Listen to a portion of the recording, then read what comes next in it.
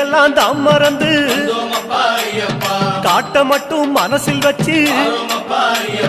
சொந்தமெல்லாம் தான் மறந்து சோதி மட்டும் மனசில் வச்சு சபரிமலை பயணம் தானப்பா சாமி வழி துணையா வந்து சேரப்பா சபரிமலை பயணம் தானப்பா சாமி வழி துணையா வந்து சேரப்பா வன்புலி போல் வாகனத்தில் வாழையாறு வழி கடந்து